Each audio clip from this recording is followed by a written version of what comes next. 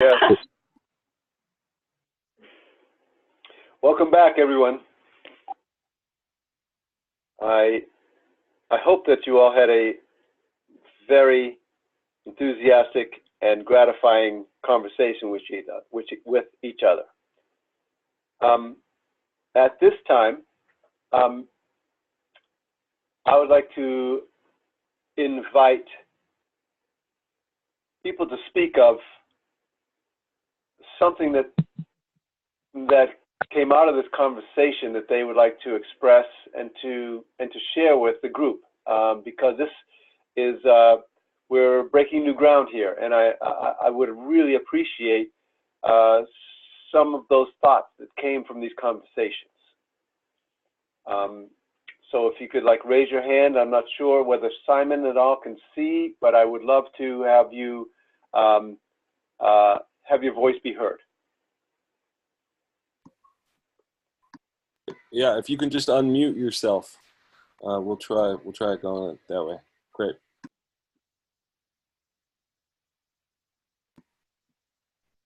Hello, can everyone hear me? Yes. Yes. Hi, this is Mishka. Was something that I just was thinking about as we were ending our group, and Amy was speaking on some of her experiences, is this,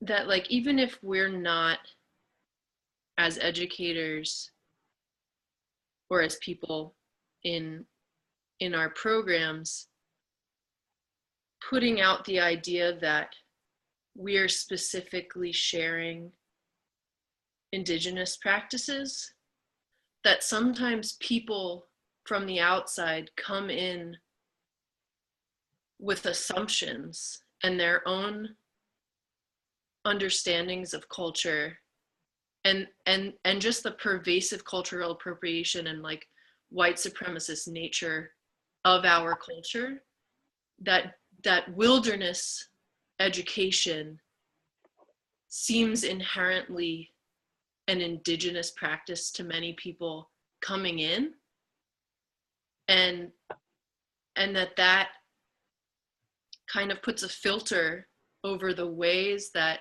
children and parents interact with our programs. So I just wanted to state that. I have a lot to say, but I want to give other people chances. So thank you, everyone. Thank you for that.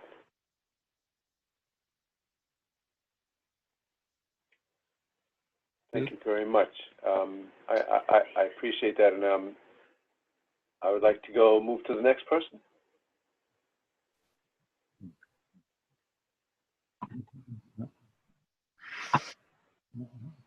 Go ahead. Uh-oh. There you go, Paul Tobin. God. Who was that? Santa Claus came early. So I didn't ask permission of the group to share what that we all shared, but we were kind of on a similar. So I liked what Vince Mann said about humility. So if we go to do a ceremony or start a fire, or if we're going to do something, you can go off by yourself, offer some tobacco, and ask permission, and you'll feel it in you if it's good, if it's going to come to you. There are Native people all over the place. Create a relationship with the Native community that's near you. Be in relationship with them. Invite their kids to come to the program if they want to. But with humility, and everything you do, if you do it with humility, do it. And always ask permission. And then you can't go wrong. There's no spokesperson for all of the people in the world, but you'll know in your heart who, you're connecting to. Connect to the world around you. The land itself. We believe that there are guardians that didn't leave until things are right. They're there, and you can access them by just asking them, whether it's all right or not to be there. And so basically, that's what we talked about. And anyway, my 2 cents. Thank you. Thank you. I hear you, and also I feel that that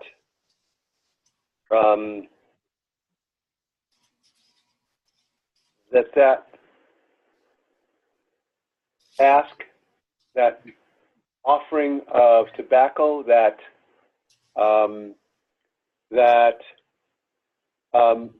has been so ingrained in me as a cultural aspect. I think that needs to be like thought about and addressed, and be aware that that is a well, to be honest, that is a huge part of the indigenous spiritualism from my people, from East Coast to West Coast to North Coast and so on. So we can really, I think we need to take that up and talk about that a little bit more at a different time. I do appreciate your words and your, and your thoughts. I think also we need to talk about that in a different place, not tonight, so that we can come to an understanding with each other on it. I'd like to have somebody, if you have any like particular things that came up to you with regard to the questions that were asked in advance on this call. Does anybody have anything to say about those 3 questions that we sent out in advance?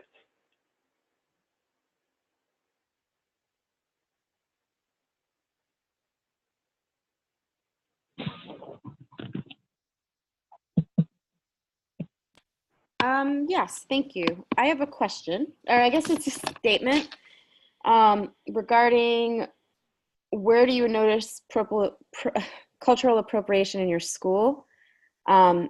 With our school, Two Coyotes, we take great care anytime we sing a song or tell a story or do anything else that has a known background to it. But what I'm finding is it's getting diluted through our staff as we hire new people that come from different backgrounds and experiences.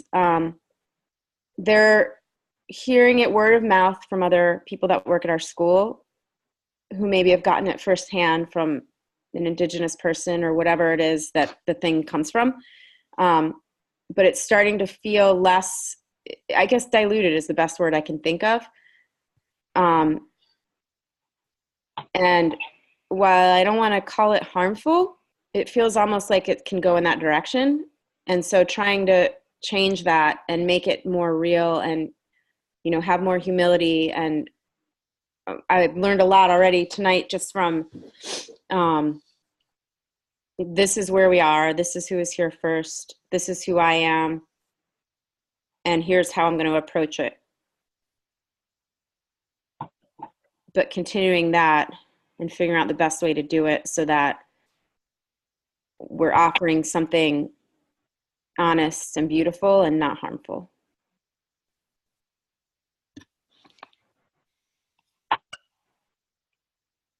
Thank you very much for that.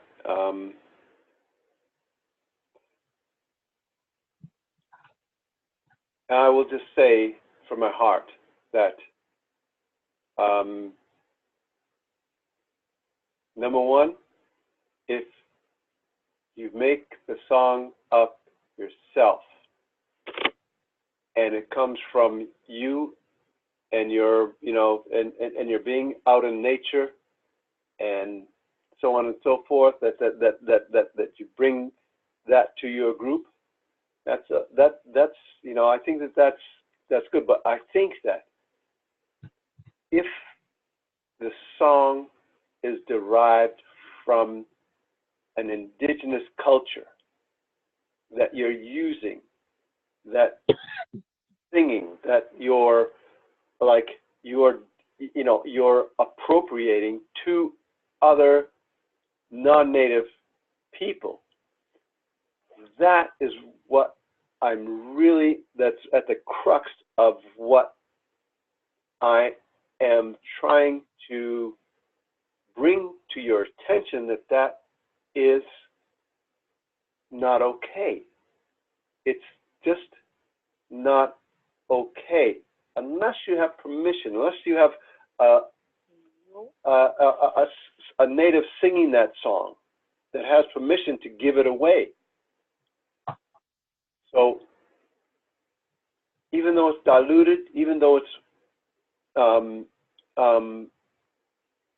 that maybe you're thinking in your heart that it's okay to do that a little bit, but if it's not 100% in your heart okay, then just don't do it. Then ask the kids to say, okay, let's make a song for this, because they have that innate imagination that they can do, that they can bring that song forward. Would you like to say something about that, Saskia? No? Okay, well, I would like to invite more people to talk to those three questions. Where do you notice cultural appropriation? Oh, go ahead. Thank you. I think it's me because I was just unmuted, but I'm actually not in alignment with this call, and I got on the call to see if I could understand more, or maybe I'm being blind. Hasn't happened yet, but so I have this question. Before this call, I was a little late because we just lit Hanukkah candles, and my daughter's husband was there, and he's not Jewish. And I don't know, and just what you were just saying about the song, I was imagining us going, oh, John, you have to leave because you're not Jewish. And in what we do in our programs, we do the Ishkala, a Sufi dance of love, and we bring Buddhist practices and yoga, and we bring things from all over. And I'm just, I don't know, I think it's really beautiful, and I'm not really understanding why, you know, like, would you, I'm wondering, David, would you feel uncomfortable about John joining us in singing Baruch Atah over the candles?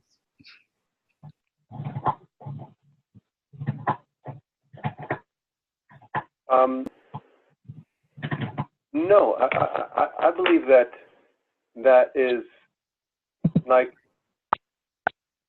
an oppressed behavior. An oppressor, like, insisting that it's okay, that your way, your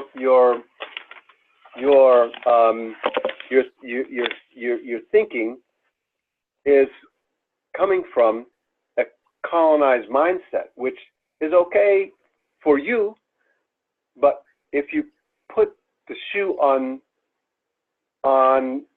somebody else, it doesn't fit. And if you put the shoe on me, it definitely doesn't fit. Because it's an example of how the colonized mindset is so ingrained in this culture that it doesn't make a difference.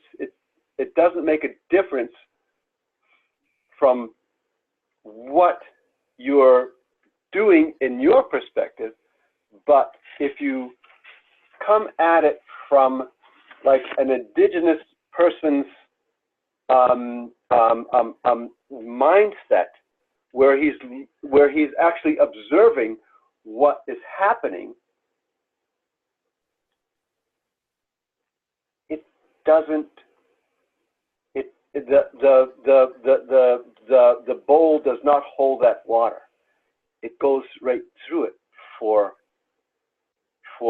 an indigenous person. Go ahead.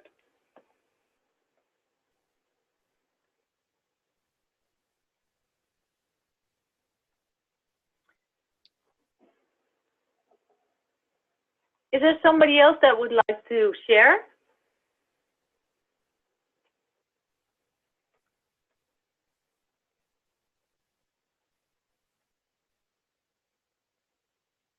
AC, can you hear me? Yes. Yes. Hi. I didn't share this in the breakout, but specifically I thought about those questions that you had posed, and so I do want to respond a little bit to that.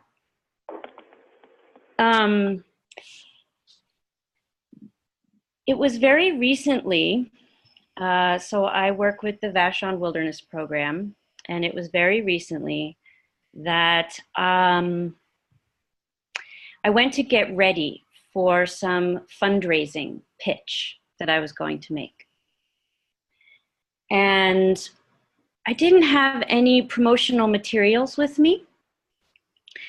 And we haven't created any new promotional materials in a long time. And this was like from many years ago, I found some of our cards. And on the cards, we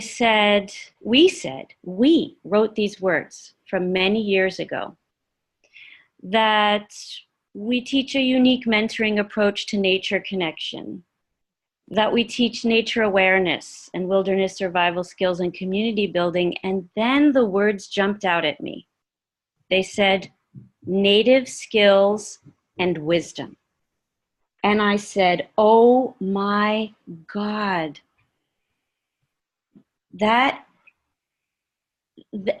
we never knew.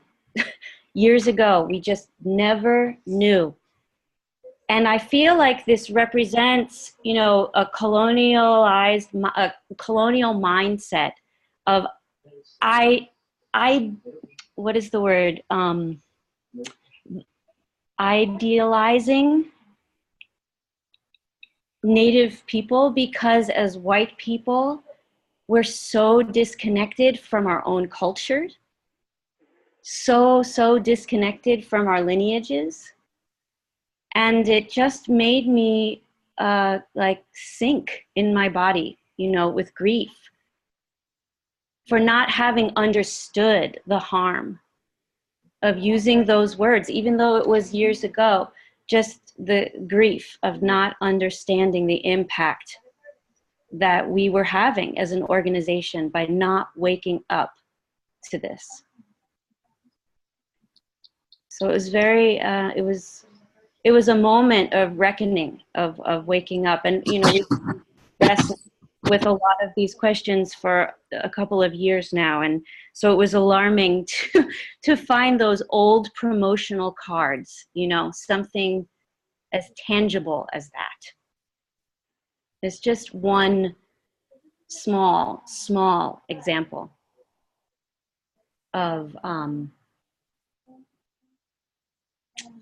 just the importance of being humble and to keep asking ourselves to look deeply at what we're doing and how we're doing it, and how to move forward in a good way. Thank you for listening. Much appreciated. Is there anyone else that would like to chime in about the questions?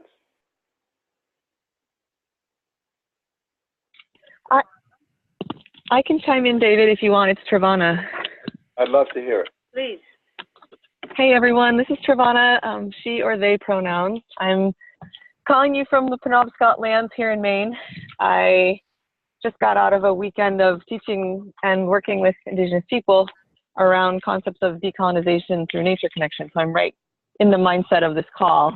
And I've been thinking about these questions and noticing that for me, the thing that's coming up the most, which I spoke to a little bit in our breakout group and I was hearing in this bigger conversation as well, was the way that cultural appropriation and also the root cause of cultural appropriation, I think, which is desperation, grief, white supremacy, toxic leadership patterning, is actually just in me and in my thinking and in my views of the world and my assumptions and in the English language. And it's difficult for me to think about these questions without the concepts themselves getting twisted by my upbringing and my culture and my understanding of the world. And I was feeling that this weekend a little bit as my group, it was 25 people, was working with a number of different Native people from around this region, and just feeling like there was times when the participants and myself just couldn't understand what was being shared. And that is one of the most dangerous parts of cultural appropriation, where even when something is given, then it can be used in a way that's anathema to the heart of what is being offered, because we tend to extract. And I just was wrestling with that and really leaning into what it would take to shift those patterns. And I found myself feeling both unsettled and deeply motivated by the more nuanced questions that were emerging in my group and in myself around relationship.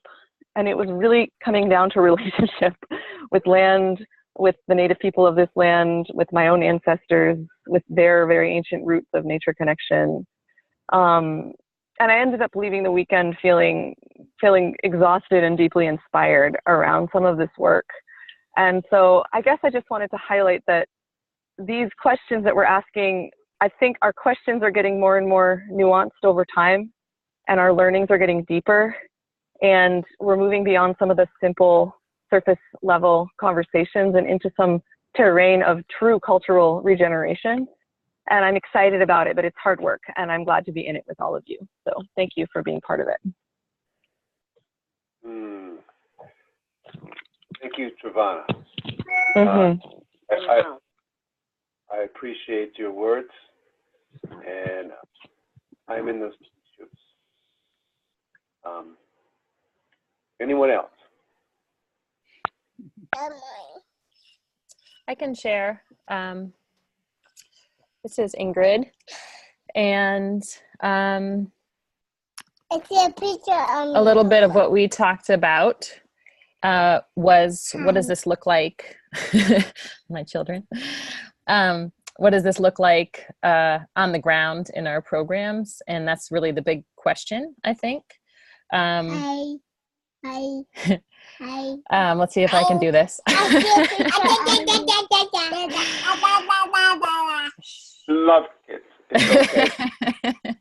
It's my brain. I guess I think that all these conversations about conduct and what to share, how to share it, what's appropriate, it's all really, really important. And Jane, just to share, I appreciate your question, and just to share a really quick piece on what you asked. I think that's a valuable difference between cultural sharing and cultural appropriation. I think that was a perfect example of that, in my opinion. So it has to do with power dynamics, is how I would think about that. And okay, girls, you're distracting me. I just have to finish what I'm saying. I guess the big piece that comes out for me as I try to think about what does this mean for action now or on the ground in our programs, and I don't have the answers, but I think a lot about conduct. She doesn't have the answers either. I think a lot about conduct, and for me, it keeps coming back to this place that in order for us to dismantle the structures and the cycles of colonization, that we actually not only in our work have to be doing cultural regeneration for participants, but we actually have to be part of the collective liberation movement. So I don't know exactly what that looks like, but I don't think that we as small groups of white people, especially when that's relevant, should be benefiting from so many gifts and so many teachings that do come from Native teachers, and not actively making a main tenet of our mission part of the liberation of Indigenous people, because we're all in this together. So that to me is like foundation to this question, is how is our work part of the bigger picture? How are we not just focusing on ourselves and just making it about our own little bubbles? Thanks. Oh my goodness. Thank you very much for that perspective, Ingrid. I really appreciate it. And I'd like to take one more if anybody has something burning inside them that needs to be said right now about these questions.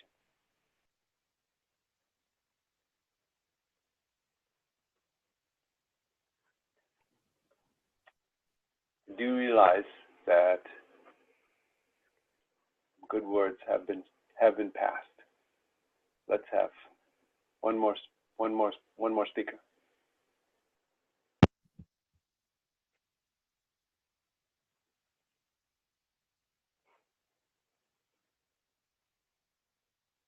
Heck yeah.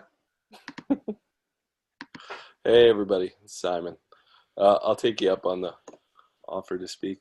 God, there's been a lot of wrongdoing and a lot of harm for a long time, and there still is. And it's anything we can do, anything I can do, anything our organizations can do to make the world a safer place, and a place where we really revere the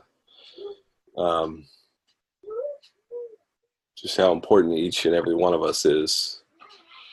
Yes, please. Thank you. Thank you to everybody who shared tonight, and thank you to David and Saskia for calling us together.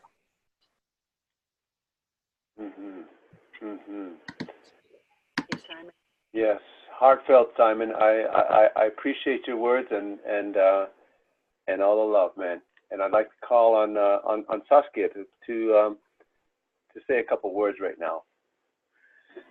Well, I want to take the opportunity also to say thank you to Simon for the technicalities, because we definitely could have not done this without you. And yeah, I'll read some things that I wrote earlier to keep it condensed, because I realized we need to close in a couple of minutes. I'm going to go over a couple of minutes with a couple of closing words. And then David's going to do an appreciation, but I'd like to share these words with you. I have to agree with my son, Evan, when he said to me in response to my email, "Mom, the real Mastodon in the room is racism. You know that, right? It's white supremacy and oppressive thinking and being." And I agree with him, because if oppression and racism would randomly disappear and completely be ended tomorrow, then cultural misappropriation would have no footing to stand on. But it is exactly that reason that it is super important that we all do our inner work. Our work in our organizations to address racism, to address white supremacy, oppression, and to work towards equity. With issues of racism, and I'm speaking here as obviously as a white person, I don't get to say what is racist or not. Other people call me out. And the same is true for other isms, in cases, for example, of misogyny or homophobia. The oppressor group does not get to say anymore. We ask those that have been oppressed what is or isn't perceived as an offense. It's becoming clear to more and more people, judging by conversations, talks, writings, books, things on the internet, And it is really clear to me that outdoor education at large, traditional summer camps, and our approach specifically are fully engaged in cultural appropriation on a large scale. We could argue about to what extent till the cows come home, but we, as white people, don't get to say.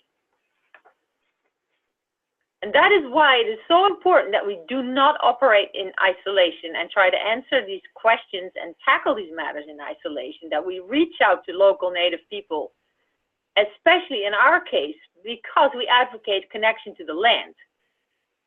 And the Native people are the land. They're so deeply tied to the land. And it is important that we listen deeply and take every single person's feelings and remarks and opinions and differences of opinions very, very seriously. This is not a time for white people to get defensive. Sorry. If you want to know why, read White Fragility. It's an excellent read. It's not a time for us to argue. Like I used to argue and say, oh, well, all people once upon a time had bows and arrows and they all made fire by friction.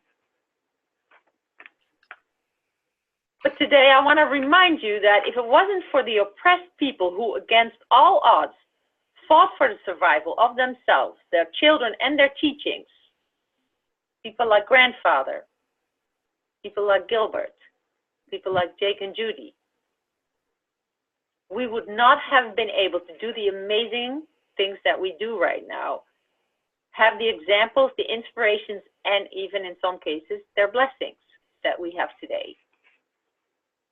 And this is why I personally am in favor of questioning every single thing that we do. And that we do so amongst ourselves and within our network in a supportive way. First of all, we have all overcome the impossibility of starting up organizations that were pretty cutting edge at the time. And here's the universe offering us another edge to walk. Secondly, as David mentioned at the very beginning of the call, he's just one voice, one person. And we all have or can create many relationships with local Native people, with people of color, with other anti-oppression groups that we meet. We are tied in this together, and we can transparently and honestly exchange all of our local experiences and build on those to create guidelines, representations, and new ways of being and actions.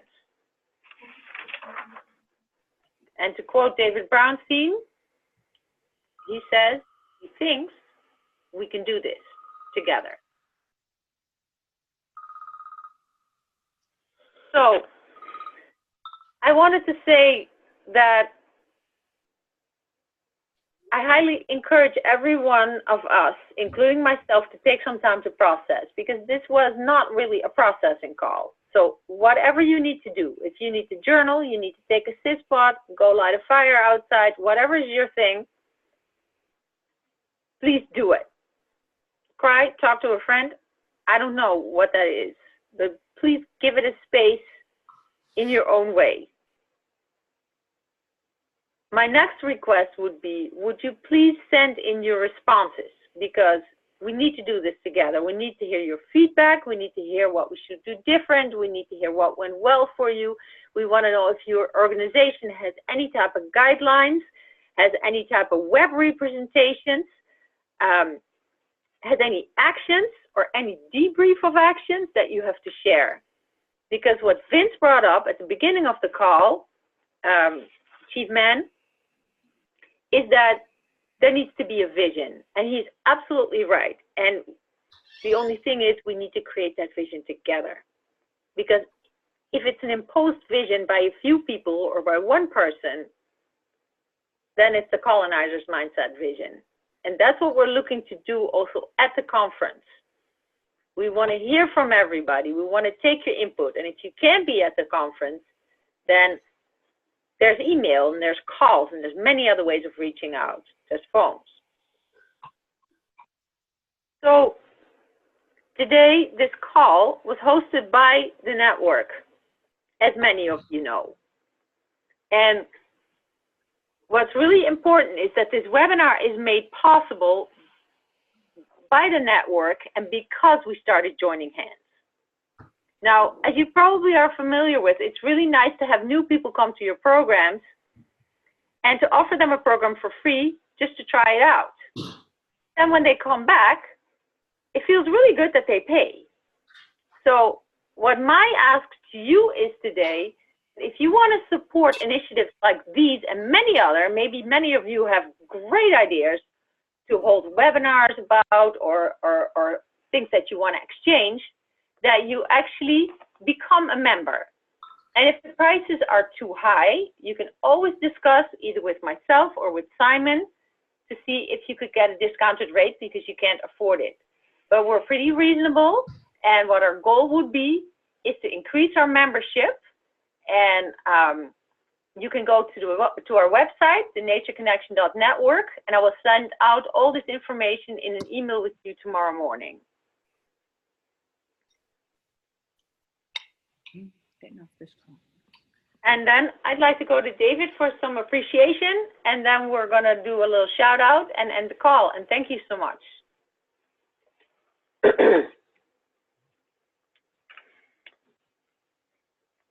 So, first I'd like to appreciate, to really appreciate the courage of everyone that spoke on this call, that shared, that has had the courage just to speak and say words, communicate, because it's so important right now in the beginning of this to be able to hear and listen, not only share, but listen, and to put that into perspective. I want to appreciate Simon for his willingness to be the tech guy on this call and to just put it together, and to Wild Earth and the network to be able to host a voice that points us in the direction of what I'm feeling mainly, but I'm also feeling that this nature connection movement is moving toward, in appreciation of the indigenous people here on Turtle Island, and all the rest of you that chimed in and that are trying to make that understanding of where to go from here. Sam, Saskia, Ange, David B., Simon, and the rest of you, thank you so much. If you can open the mic, Simon, we can all give a big holler. Woohoo, thank you. Thanks, everybody. Gratitude. Bye, everyone. Thank you. Sabotage. Good night, Keep everybody. thinking, keep feeling. Happy Hanukkah.